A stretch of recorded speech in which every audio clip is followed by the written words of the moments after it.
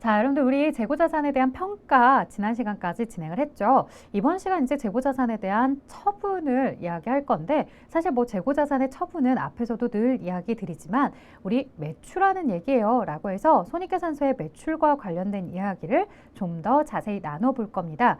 자, 손익계산서 매출에 대한 이야기, 뭐 매출액, 매출원가, 매출총익 이야기일 텐데요. 뭐 나 알고 있는 것 같은데 라고 생각하시고 이제 넘어가려는 분들도 계실 텐데 사실 우리가 이제 매출액과 매출원가와 관련된 내용이 정말 많이 문제로 출제가 되죠. 특히나 계산형 문제로 많이 출제가 되기 때문에 연습이 좀 필요합니다. 그래서 여러분들이 충분하게 연습하시고서 문제를 풀 수 있게끔 이번 시간 좀 차근차근 풀이하도록 할 거고요. 우리 그러면 이제 재고자산에 대해서 이번 시간을 마지막으로 하게 되면 다음 시간에는 이제 유동자산을 끝내고 비유동자산으로 넘어가는 거죠. 자, 그러면 한번 진행을 해보도록 하겠습니다.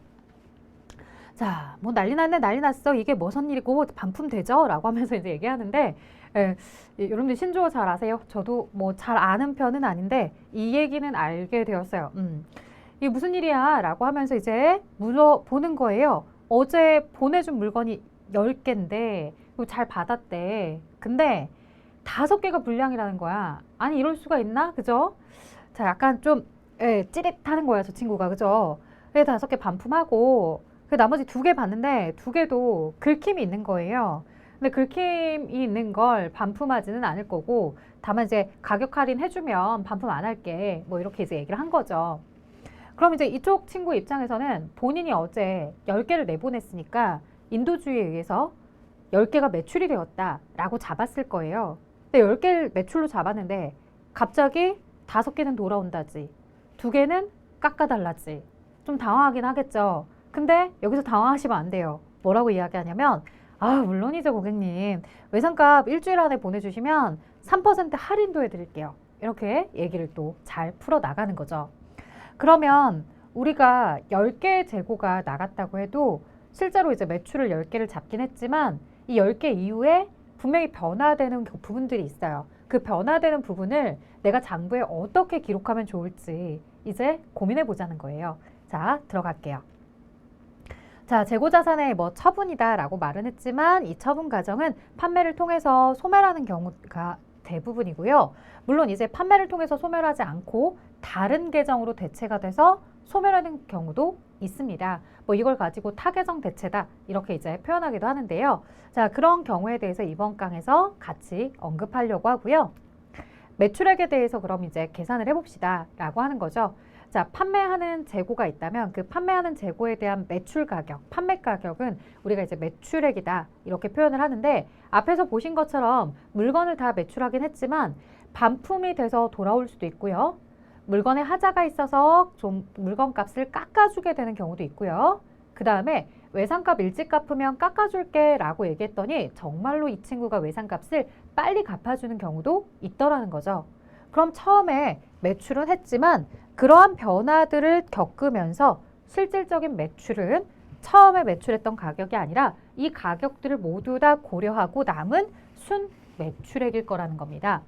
자, 우리에게 그럼 손익계산서에 기록될 매출액이 어떤 거냐라고 물어보면 초기에 매출했던 그 매출액이 아니라 내가 이러한 풍파를 다 겪고 나서 남은 이 순수한 매출액이 바로 손익계산서에 들어가게 되는 매출액이라는 거죠. 그럼 매출액이 이러한 과정을 겪었다면, 이러한 변화들을 겪었다면 반대로 이제 매출 원가 쪽에서도 그런 생각을 해볼 수가 있거든요. 자, 매출하는 사람들이 이런 이야기를 겪으면 매입하는 사람도 이런 이야기를 동일하게 겪을 수 있다는 얘기를 하고 싶은 거예요. 자, 반품을 그쪽에서 했잖아요. 그래서 매출하고 나서 반품하는 물건이 들어왔다라고 한다면 반대로 매입하는 쪽은 내가 매입했던 물건 중에서 불량품이 있어서 다시 되돌려 내보냈다라고 표현을 하는 매입 환출이 있더라는 거죠. 자, 그리고 물건에 하자가 있어서 깎아주세요 라고 해서 물건을 매출했던 사람이 자신이 받아야 되는 외상값에서 그 일정 부분을 깎아줬어요. 자, 매출 애누리가 생겼다고 하거든요. 반대로 매입하는 사람도 그만큼 내가 매입했던 가격이 줄어들게 되는 거죠. 자, 그리고 매출한 가격에 대해서 외상으로 매출을 하다 보니 일찍 갚으면 좀 할인을 해주겠다고 했어요. 그래서 상대방이 정말로 외상값을 일찍 가지고 와서 깎아준 거예요. 반대로 매입한 사람은 그 매입한 가격 외상값에 대해 외상 매입금이 있었는데 일찍 갚아서 그 외상 매입금을 적은 금액에 해결을 보았다는 거죠. 그래서 매입 할인이 있습니다. 매출원가를 계산하실 때 이런 매입액에 대한 자료를 넣어주셔야 되는데요. 이 매입액에 대한 자료도 역시나 총 매입액이 아니라 순 매입액으로 들어갑니다. 그래서 손익계산서에 들어가는 매출액이나 매출원가는 모두 다 순 매출액과 순 매입액으로 들어간다고 보시면 됩니다. 자, 좀 더 자세하게 설명을 해보면 매출에 대한 환입, 애누리, 할인 이런 내용들이 있고요. 그 다음에 매입도 매입, 환출, 애누리, 할인 이렇게 있어요. 각각 키워드를 잘 잡아서 기억하시면 좋은데요. 여러분들 우리가 쇼핑을 했어요. 쇼핑했는데 내가 그 물건이 마음에 들지 않은 거야.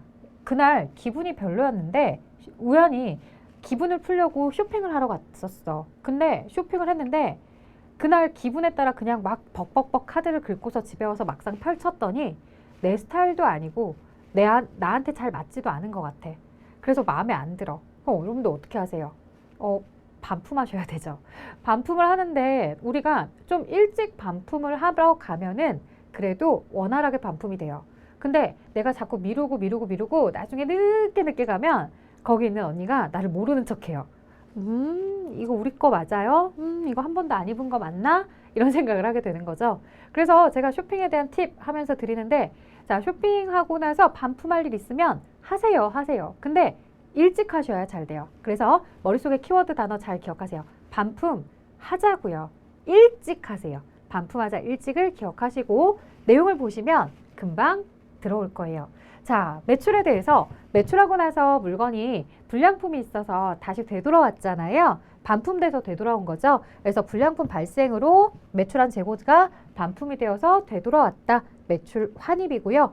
자, 물건에 하자가 있어서 깎아주세요 라고 해서 깎아주셨다. 매출 애누리고요. 그 다음에 약속한 날짜보다 일찍 갚아서 물건의 대금을 깎아준다 라고 하면 매출 할인이라는 개념으로 이야기를 합니다.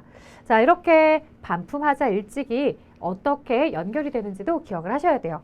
혹시라도 물건에 하자가 생겨서 깎아주는 것을 우리는 매출 할인이라고 한다 라고 하면 틀린 거죠. 매출 할인은 우리가 물건에 하자가 있어서 깎아줄 때 쓰는 표현이 아니라 일찍 갚아서 깎아줄 때 쓰는 표현이에요. 그런 것들을 좀 조심해 주세요. 자, 매입과 관련해서 이야기를 해보면 역시나 마찬가지로 매입에 대해서도 반품하자 일찍이 존재하고 있었죠. 매입했던 물건에 대해서 불량이 생기면 우리는 어떻게 하셔야 돼요? 매입했던 걸 다시 되돌려 내보내야 되죠. 그래서 매입 환출, 그 다음 하자가 있어서 깎아주면 애누리, 그 다음 일찍 갚아서 깎아주면 할인까지 이렇게 정리를 해볼 수 있겠네요. 자, 보고식 손익계산서 작성하는 내용을 좀 이야기해 볼게요. 무슨 얘기냐? 자, 우리가 손익계산서다라고 해서 이제 판매된 가격에 대해서 매출액을 잡으세요. 이렇게 얘기했잖아요. 그 매출액 앞에서 우리는 순매출액입니다. 라고 이렇게 듣고는 오셨어요. 그쵸? 자, 그럼 물건을 이제 매출했다라고 했을 때 판매한 가격, 그 판매 가격이 매출액이 되는 거죠. 그럼 판매 가격은 예를 들어서 10만 원이었다고 한번 가정을 해볼게요. 자, 10만 원짜리에 대해서 원가가 얼마였느냐? 라고 했더니 원가가 뭐 예를 들어 6만 원이었습니다. 이렇게 한번 이야기해 볼까요? 자, 그럼 이제 매출원가 6만 원을 차감하고 남은 가격을 우리가 뭐라고 할 거냐? 자, 이걸 가지고 우리는 매출 총 이익입니다. 라고 설명을 하죠. 자, 매출 총 이익에다가 이제 직원들 월급도 주고 판매장에 월세도 내고 전기요금, 수도요금, 접대 이런 것들 모두 다 진행을 합니다. 자, 이렇게 해서 깎이는 돈 2만 원이라고 한번 가정해 볼까요? 이런 비용을 뭐라고 부른다? 바로 판매 관리비라고 부르죠. 자, 판매 관리비를 차감하고 나면 남는 이익을 이제 우리는 영업이익이라고 부를 거예요. 자, 영업이익이 있었어요. 근데 영업 활동만 진행한 건 아니고 내가 영업 외적으로도 타인에게 돈을 빌려주고서 이자를 받는다거나 아니면 주식을 팔아서 주식에 대한 시세 차익을 누린다거나 나는 이제 주된 업이 제조업종인데 주식을 사고 파는 건 내 회사의 주된 영업활동은 아니야. 그런데 주식을 사고 팔아서 이익이 날 수도 있는 거잖아요. 네, 그런 부분에 대해서 영업 외 수익으로 15,000원이 발생했다라고 이야기해 볼게요. 에듀윌 유료 회원만의 특별한 서비스.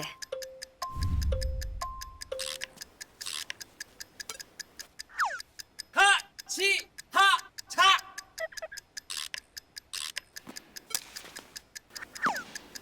하치하차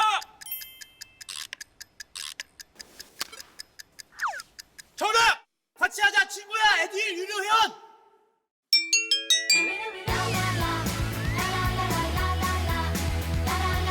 친구 소개하고 현금 받는 혜택. 오직 에듀윌 유료 회원에게만. 에듀윌. 자, 여기까지 35,000원인데 이 과정에서 또 반대로 내가 대출을 받아서 은행 이자가 나가기도 하고 주식 투자를 해서 이익만 보는 건 없잖아요. 손실이 발생할 수도 있다는 거죠. 자, 손실이 발생하는 부분에 대해서도 이렇게 차감을 하시는 거죠. 자, 그럼 이제 영업의 비용까지 모두 다 차감을 하고 나면은 남는 금액이 얼마입니까? 25,000원인가요? 자, 이 25,000원을 우리는 법인세를 차감하기 전에 이익이다 라고 해서 법인세 차감 전 순이익이라고 하고요. 자, 여기에 이제 2,500원 정도의 세금을 냈다 라고 이야기하면 2,500원은 법인세 비용인 거죠. 자, 2,500원의 법인세 비용을 제외한 나머지 22,500원은 우리 회사의 당기 순이익이다. 이렇게 접근을 해주시면 되는 겁니다. 자, 그러면 이제 순매출액에 대해서 우리가 이야기해봤고요. 매출액은 그럼 전체 매출액에 반품하자 일찍을 모두 다 차감하라는 거죠. 자, 매출원가는 구하는 공식이 있습니다. 기초 재고에다가 매입한 재고를 더하시고요. 그 다음에 기말 재고를 차감하면 되죠. 근데 이렇게만 얘기하기에는 조금 아쉬운 점이 있어요. 그래서 이 부분 조금 더 얘기해 볼 거고요. 여러분들 시험 문제는 매출 원가를 구하세요 라고 하는 문제 정말 많이 나와요. 그 다음에 매출 총 이익도 물어볼 수 있겠죠. 매출액에 대해서까지 고려하는 걸 물어볼 수도 있고 아니면 매출 원가만 구하는 문제를 물어볼 수도 있어요. 이 문제는 시험에 거의 꼭 나와요. 그렇기 때문에 여러분들은 반드시 이렇게 계산하는 내용을 꼭 기억하고 있으시고 연습도 많이 하셔서 이 문제는 틀리지 마세요. 오히려 이렇게 자주 나오는 문제들을 잘 풀 수 있는 것도 여러분들이 시험을 준비하는데 아주 전략적인 내용입니다. 자, 판매비와 관리비 그리고 영업의 비용, 매출원가, 판매관리비, 영업의 비용, 법인세 비용 이들이 우리가 아는 비용이에요. 이 비용인데요. 이 비용들 중에서 판매관리비와 영업의 비용을 여러분들이 구분할 줄 아는지를 시험 문제는 물어봐요. 이 부분은 뒤에 가서 수익비용 파트에서 다시 한번 언급을 할 텐데요. 그래도 미리 예습한다고 생각하고서 가시면 좋을 것 같아요. 시험 문제가 이 영업이익을 계산해 보세요 라고 하는 질문을 간혹 합니다. 그러면 영업이익을 계산하려면 정확하게 판매비와 관리비만 그 비용들 중에 판매비와 관리비만 쏙 빼서 차감을 해야 영업이익을 구할 수 있어요. 만약에 영업이익을 구하라고 했는데 영업의 비용을 빼버리면 당연히 오답이겠죠. 그래서 판매비와 관리비만 쏙 골라서 영업이익을 계산할 줄 아셔야 되기 때문에 이 판매비와 관리비가 어떤 것에 있는지 이런 것들을 알아셔야 돼요. 영업의 비용이랑 어떻게 다른지 아셔야 돼요. 그래서 나중에 이 수익비용 파트에서 비용 파트에서 반드시 이 두 가지를 구분해 주세요 라고 하면서 종류를 쭉 나열해서 배울 텐데 종류를 배우기 전에 여러분들에게 잠깐 팁을 드리고 갈게요. 모두 다 그런 건 아니에요. 모두 다 그런 건 아니지만 이 판매비와 관리비의 비용에 대해서 성격을 좀 살펴보니까요. 끝나는 명칭이 비, 료, 여, 과 이런 명칭들이 주로 있더라고요. 그러니까 뭐뭐비 이런 게 많아요. 접대비, 복리후생비 아니면 뭐 대손상각비, 통신비, 여비교통비, 수도강열비 이런 것들 모두 다 판매관리비죠. 료는 보험료 이런 거, 임차료 이런 거. 그 다음 여는 급여, 퇴직급여, 과는 세금과 공과 이런 게 주로 판매비와 관리비예요. 그럼 영업의 비용은 어떻게 구성이 되어 있느냐? 자, 영업의 비용은 뭐뭐 비용, 뭐뭐 손실, 그리고 이자 비용. 뭐뭐 손실은 뭐가 있을까요? 매출 채권, 처분 손실. 단기 매매 증권, 처분 손실. 단기 매매 증권, 평가 손실. 이런 거 배우셨죠? 기억하시면 좋을 것 같아요. 자, 그 다음에 기로 시작하는 거 있어요. 기부금. 이건 영업과 관련이 없는 활동이에요. 나랑 직접적으로 관련성이 없는 사람한테 주는 거니까. 기로 시작하는 거 또 하나 있죠. 여기서 이제 조심하셔야 될 게 그냥 대손상각비는 판매관리비였지만 미수금이나 대여금에 대한 기타의 대손상각비는 어디에 속하고 있더라? 영업의 비용에 속하죠. 이런 걸 이제 잘 구분해서 여러분들이 정확하게 박스 안에 있는 판매관리비만 골라서 차감해서 영업이익을 계산해 주는 거죠. 자, 이런 질문들에 대비를 하기 위해서도 잘 보았습니다. 근데 아래는 어차피 수익과 비용 파트에서 다시 한번 언급을 할 테니 우리가 이번 파트에서 좀 주의 깊게 보았으면 하는 건 바로 손익계산서의 맨 위 라인입니다. 이 위의 라인을 한번 이야기해 볼게요. 매출원가를 계산합시다 라고 하는데요. 이 매출원가 계산하는 공식은 앞에서 이야기했던 것처럼 기초상품 재고액에 단기 순매입액은 더해 주시고요. 기말을 차감해서 계산하시면 됩니다. 뭐 앞에서 사과 장수 이야기도 했었는데요. 어제 팔다 남은 사과가 10개 있었습니다. 단계에 시장에 가서 90개의 사과를 더 사왔습니다. 그리고 기말에 남아있는 사과를 세어보니 30개의 사과가 남아있습니다. 그렇다면 판매된 사과는 70개이며 매출원가를 70개만큼 잡으면 됩니다. 라고 이야기해 주는 거죠. 또한 이런 얘기도 했었어요. 기초에 10개가 있는데 내가 시장 가서 90개를 사온다는 건 내가 지금 현재 팔 수 있는 재고자산이 몇 개가 되는 거예요? 100개가 되었다는 거죠. 자, 이렇게 기초 플러스 순매입액을 한 판매 가능 상품에다가 기말 상품 재고액 30개를 차감하면 나머지 매출원가가 됩니다. 라고 하는 공식도 또 기억하실 수 있겠죠. 이렇게 공식을 기억하시고서 문제를 푸시는 분들도 많이 계세요. 근데 이렇게 공식을 가지고서 문제를 풀다 보면 조금 실수하는 부분이 있더라고요. 왜냐면 시각적으로 좀 드러나는 게 부족해요. 그래서 약간 시각화시키기 위해서 많은 분들은 이렇게 풀고 있습니다. 바로 상품에 대한 T 계정을 그려서요. 자, 우리가 매출원가라는 문제를 만나면 공식을 떠올리시기보다는요. 차라리 그냥 이렇게 T 모양의 계정을 그리시면서 조금 접근하시면 훨씬 더 도움이 많이 됩니다. 자, 상품은요. 자산이거든요. 이런 T 계정은요. 사실은 내가 차변의 상품 이런 식으로 회계 처리를 한 걸 가지고서 이런 T 모양에 옮겨 적는 건데요. 이렇게 옮겨 적는 작업을 우리는 전기라고 하고요. 자, 전기라는 표현을 처음 들으신 건 아니에요. 회계 순환 과정에서 회계상 거래를 파악하신 다음에 분계를 진행하시고요. 그 분계를 진행한 다음에 장부에 옮겨 적는 전기라는 작업이 있습니다. 라는 설명을 했었죠. 여러분들이 직접 전기를 하실 필요는 없기 때문에 사실 전기에 대한 개념은 크게 중요하게 다루진 않았지만요. 이렇게 차변의 상품, 대변의 현금인 거래들에 대해서 상품에 대한 계정 안으로 T 모양의 계정 안으로 집어넣는 작업 한번 해볼 텐데요.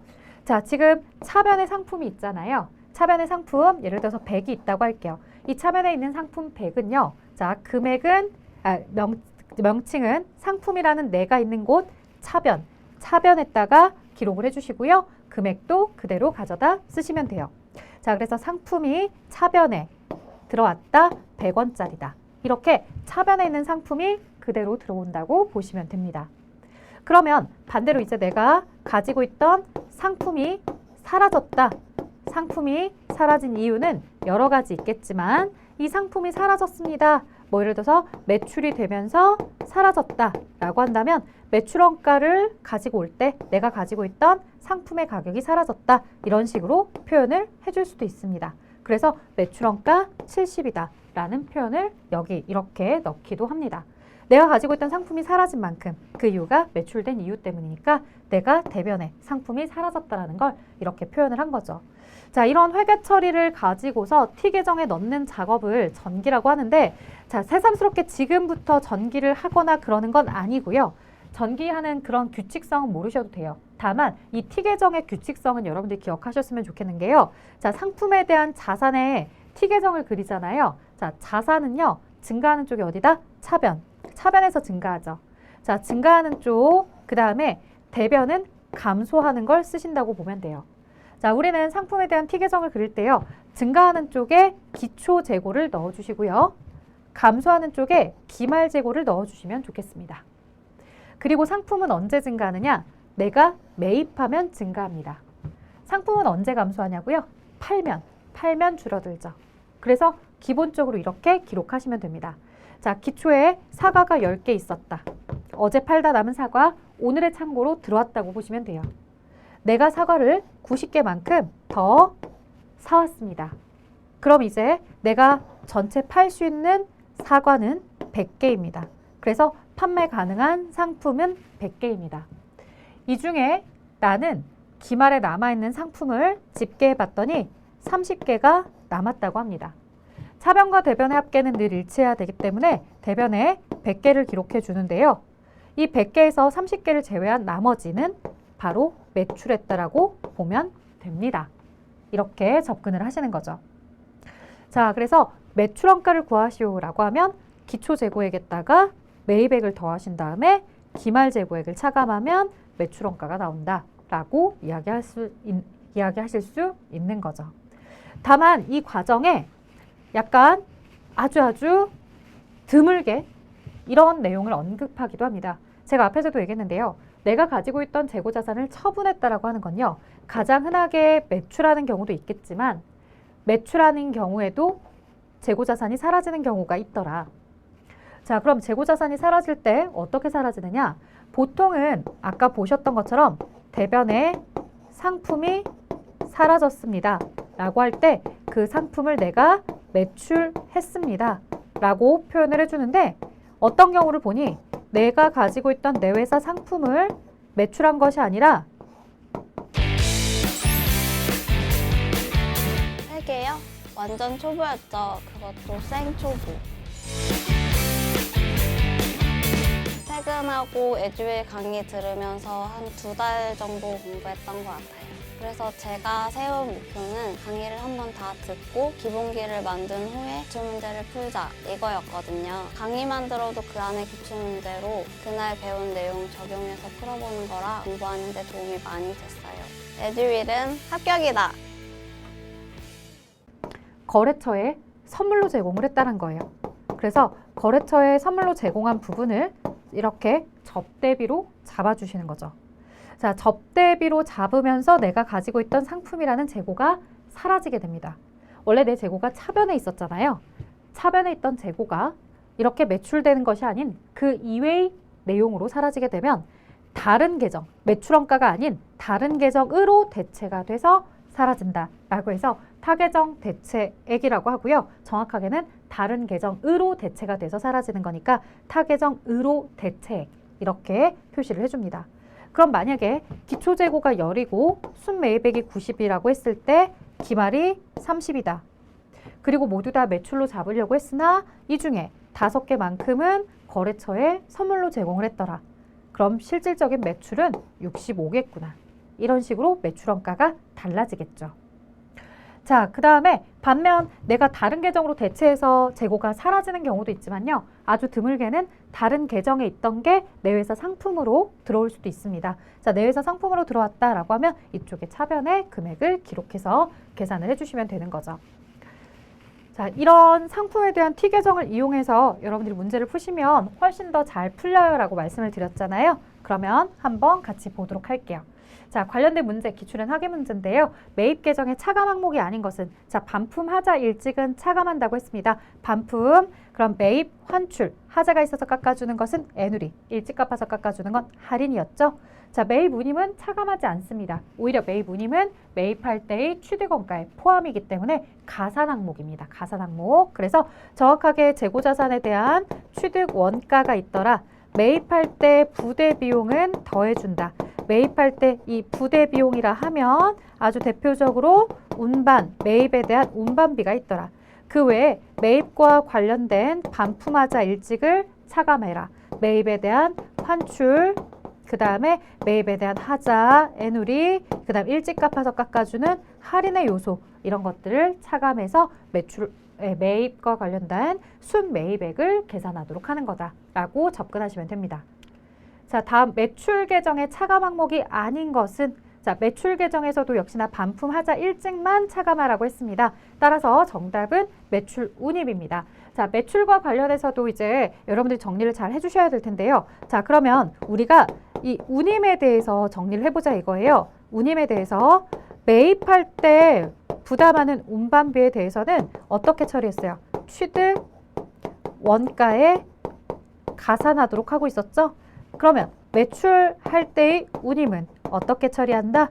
자, 이 부분은 판매비와 관리비로 비용으로 인식하도록 하고 있습니다. 그래서 계정을 굳이 쓰자면 운반비라는 비용 계정으로 이렇게 쓰고 있기 때문에 매출 운임은 별도의 비용으로 판매비와 관리비로 간다라고 말해줘야지 매출액에서 차감하는 요소가 아닙니다.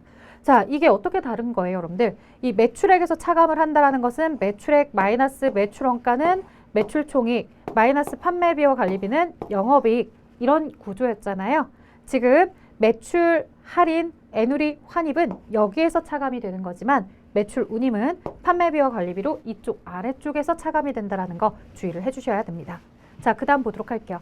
외국에 제품을 수출하기 위해서 수출업자에게 제품 50만 원의 외상 매출하면서 30일 이내에 대금을 지급하면 5% 할인해 주기로 했대요.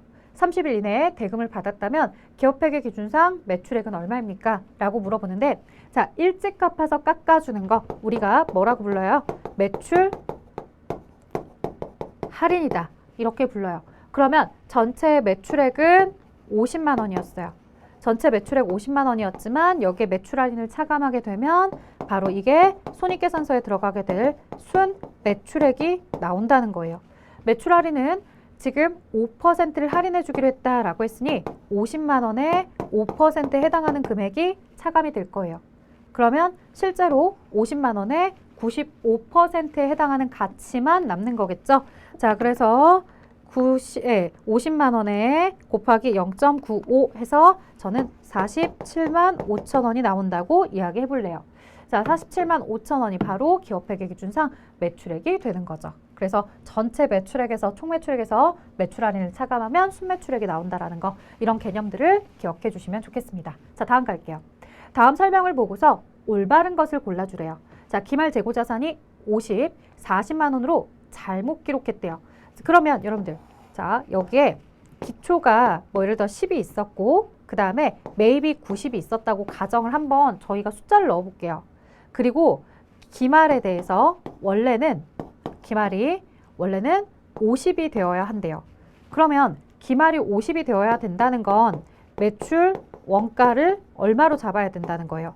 50으로 잡아야 된다는 거죠. 근데 내가 실수로 이 기말을 50이 아니라 40으로 잘못 잡은 거야. 그러면 이쪽 변은 그대로 100이 넘어올 텐데 기말을 40으로 잡아버리게 되면 매출 원가를 얼마로 잡게 되겠어요? 60으로 잡게 되겠죠. 그래야 차대변의 합계가 일치할 거 아니에요. 60, 40 더해서 100. 그쵸? 자, 우리가 기말 재고 자산을 너무 적게 과소계상했더니 오히려 매출 원가는 과대계상이 된 거예요. 자, 그러면 이 회사의 매출액이 200이었다고 가정해 볼게요. 매출액이 200이었다고 가정을 하면 여기에 매출 원가를 차감했을 때 매출 원가는 60이 나왔다는 거예요. 매출액 200에서 매출 원가 60을 차감하게 되면요. 매출 총 이익이 140으로 기록이 됩니다. 근데 원래는 매출 원가가 얼마였어야 되는 거예요? 200에 매출 원가 50해서 매출 총이익이 원래는 150이었어야 되는 거야. 매출 총이익이 원래는 150이었어야 되는데 매출 원가를 과대 계상함으로 인해서 이익이 줄어들게 된 거예요. 자, 이렇게 이익이 줄어들게 된다는 건 이익이 줄어든 만큼 나중에 단기 순 이익도 줄어들게 됩니다. 그래서 원래보다 매출 원가가 과대 계상된 만큼 매출 총이익이 과소계상이 되며 매출 총이익의 과소계상은 단기순이익의 과소계상까지 이렇게 영향을 미치게 된다는 거예요. 자, 그러면 올바른 걸 고르게 했거든요. 지금 보시면 단기순이익이나 재고, 자산, 영업이익 이런 것들이 나와 있는데 뭐 매출 총 이익이 과소계상이면 영업이익도 당연히 과소계상, 당기순이익도 과소계상이겠죠. 그러면 당기순이익도 영업이익도 과소계상이다 라고 해야 되겠고, 기초재고재산의 과대계상이다 라고 하는데 기초랑은 상관이 없어. 기초는 그냥 그대로 10이야. 지금 기말 때문에 매출원가 때문에 이렇게 매출 총이익과 영업이익과 당기순이익에 영향을 미치는 거니까 기초의 재고자산이랑은 전혀 상관이 없어요. 그럼 정답은 누구였다? 매출원가의 과대계상이었죠.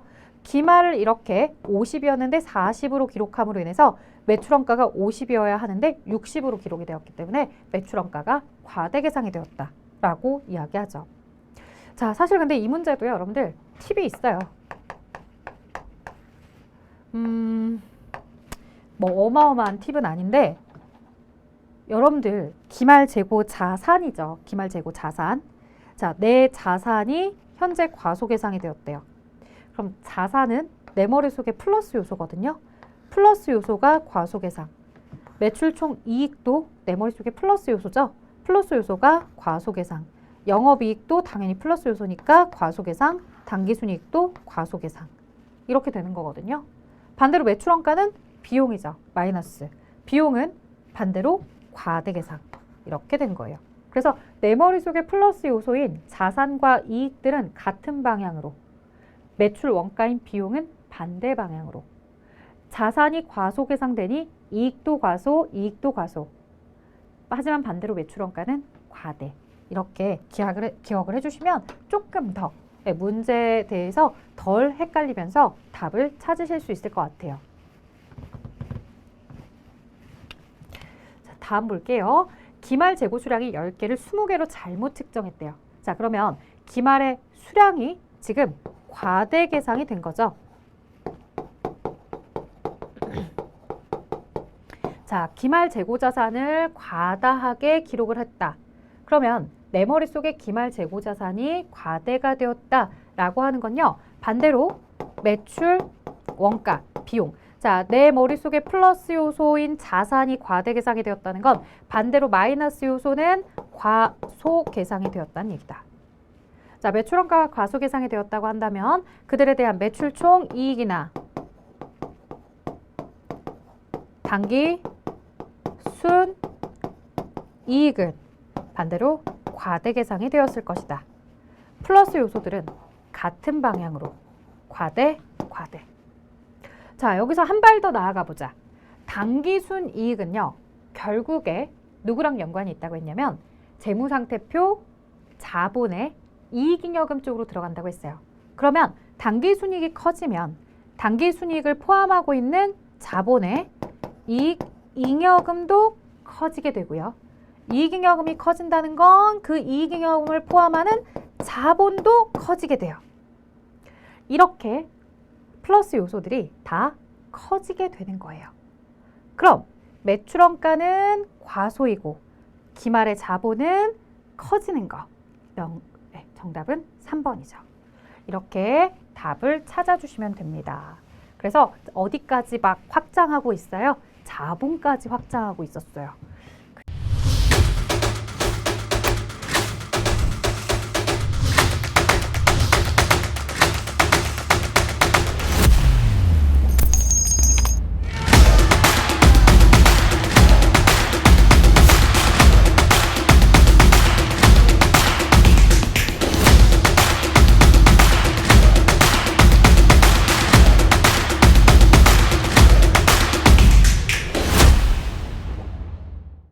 다음 볼게요. 6번. 다음 중 매출채권에 대한 설명으로 잘못된 것은? 자, 매출채권은 외상매출금 받으러움이 있고요. 기업의 일반적인 상거래에서 발생하는 외상 대금을 처리하는 과정, 계정에 이렇게 이야기하죠. 제품을 매출한 후에 제품의 파손, 부패 등의 사유로 값을 할인해 주는 것을 매출 할인이라고 한다라고 하는데, 자, 갑자기 생뚱맞게 매출채권 얘기를 왜 문제를 여기에다가 넣었을까 궁금해 하셨을 텐데 바로 이 부분이었죠. 여러분들에게 매출 할인의 개념을 알고 계십니까? 라고 물어보는 거예요.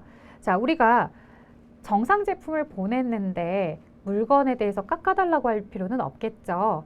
자, 내가 불량품을 보냈으면 반품이 됐을 거고요. 매출 환입, 물건을 보냈는데 이러한 이유들로 인해서 하자가 있어서 깎아준 거예요. 그럼 그거는 매출 애눌이라고 해야 되겠죠. 근데 매출 할인이라고 표현했기 때문에 틀렸다고요. 매출 할인은 외상값을 조기에 일찍 회수함으로 인해서 깎아주게 되는 거예요. 그래서 일찍에 대한 개념이었죠. 자, 매출 채권이란 영업활동으로 제품이나 서비스를 제공하고 아직 대금을 받지 못한 경우에 금액을 이야기합니다. 라고 해서 영업활동일 때 매출 채권, 일반적 상거래일 때 매출 채권 이렇게 기억을 하시면 됩니다. 자, 다음 자료를 활용해서 매출 원가를 계산하면 얼마입니까? 라고 이렇게 보여집니다. 자, 그러면 매출 원가에 대해서 계산하실 때 저는 이런 문제가 나오면 상품에 대한 T 계정을 먼저 그려놓고서 푼다고요. 상품, 자산, 자산의 증가, 차변, 감소는 대변. 증가하는 쪽에 기초, 700만 원. 자, 뒤에 만원 단위는 생략할게요. 그 다음에 기말, 기말 상품 재고액은 550만 원. 나에게 질문은 매출 원가가 얼마인지를 물어봤다. 그러면 여기에 이제 뭐만 넣으면 순매입액만 구해서 넣으면 기초 플러스 순매입액에 마이너스 기말을 차감하시면 매출 원가가 나온다는 거죠. 그럼 순매입액 요소를 찾아보자 라고 했을 때 상품의 매입액이 보이더라. 자, 그런데 580의 매입액을 섣부르게 가져다가 다 더하지 마세요. 왜? 매입과 관련된 내용들이 여기 존재하고 있습니다.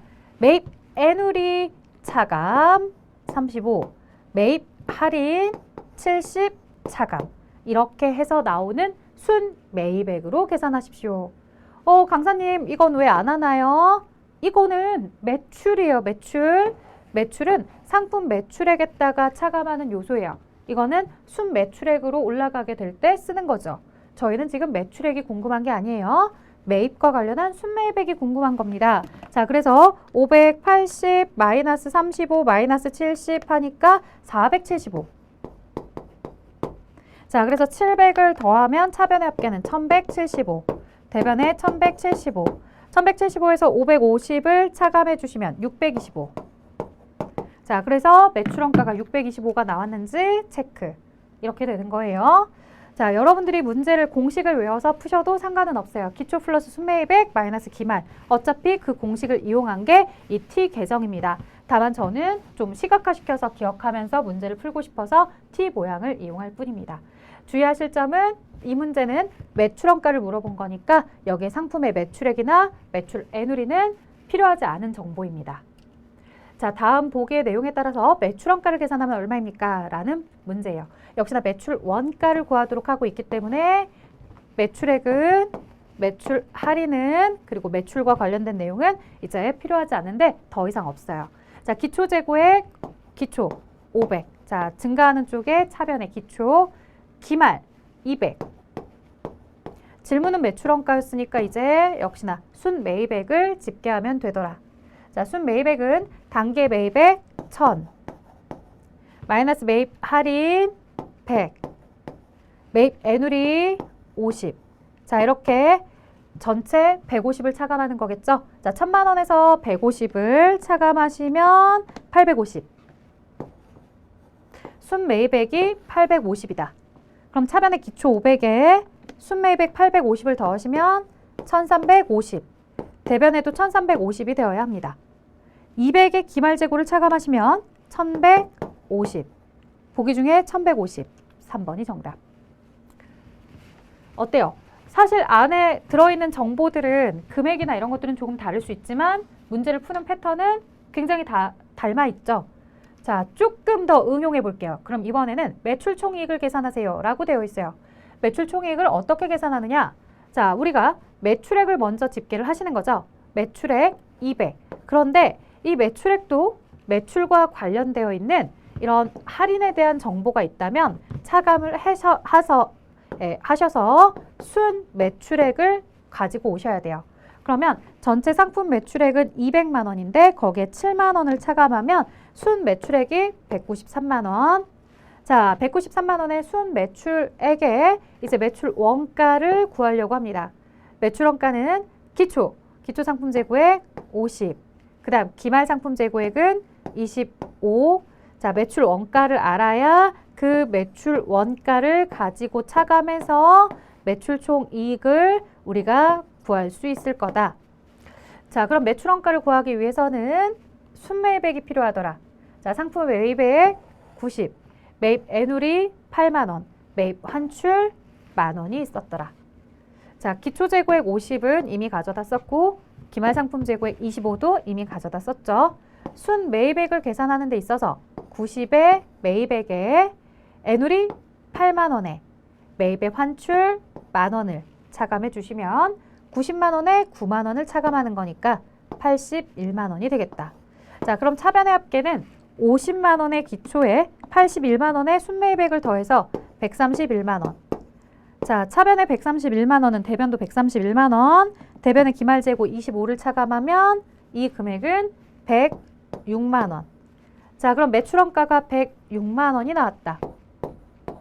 전체 순매출액 193만 원에서 아래에 106만 원을 차감하니까 여기 금액이 얼마 나왔냐면 87만 원이 나오더라. 질문에서 요구했던 매출 총익 87만 원은 보기 1번에 있습니다. 자, 이렇게 우리가 기존의 매출 원가를 구하던 작업에서 조금 더 앞서 나가서 뭐까지 작업하는 거? 전체 순매출액에서 매출 원가를 차감해서 매출 총익을 계산하는 방법까지 이렇게 물어보기도 하더라. 자, 10번 문제도 있어요. 문제가 굉장히 많이 출제가 되고 있죠. 여러분들 이 부분에 대해서 꼭 기억하고 가셔야 된다는 얘기예요. 자, 재고자산에 대해서 실질재고조사법을 실시하는 기업의 재무제표 가정이다. 이 기업의 매출 총익을 올바르게 나타낸 것은 사실 뭐 앞에 실질재고조사법이다 이런 표현들이 있긴 하지만 크게 여러분들 개의치 않으셔도 됩니다. 결국은 매출 총이익을 계산하라는 문제였고요. 매출 총이익은 전체 매출액에서 우리가 자, 매출과 관련된 반품하자 일찍이 있으면 차감하시라고 했는데 여기 자료에는 그런 게 없어요. 그러면 60만 원의 매출액에 마이너스 매출 원가를 차감하면 뭐가 나온다? 매출 총이익이 나오죠. 매출 원가를 구하는 문제가 항상 어렵게 나오는 건 아니에요. 기초재고자산 20에 매입액 50, 차변의 합은 70, 대변도 70이 되어야 한다. 기말재고자산 30을 차감하면 나머지 40이 매출 원가. 60의 매출액에서 40의 매출 원가를 차감하면 20의 매출 총이익이 나올 것이다. 매출 총이익 20. 이 문제에서 매출 채권이나 매입 채무는 중요하지 않아요. 그렇죠? 자, 다음 볼까요? 예, 여기까지.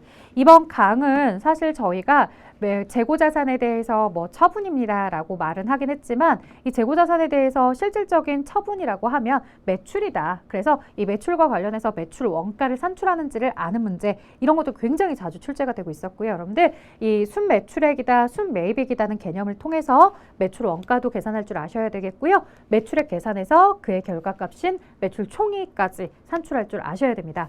또한 기말재고자산이 과대계상되었다, 과소계상되었다 라고 했을 때 여기서 매출원가에는 어떤 영향을 주는지 그 다음 당기순이익이나 이익잉여금이나 자본에 어떤 영향을 주는지 정리해 달라고 했었는데요. 자산이 과대계상이 되면 내 머릿속에 플러스 자산, 플러스 요소가 과대계상이 되면 매출 총이익이라든가 아니면 영업이익이라든가 당기순이익이라든가 그리고 이익잉여금이나 자본 모두 다 같이 과대됩니다. 반면 반대의 매출원가는 과소계상이 되니까요. 구분을 잘 해주시면 좋을 것 같습니다.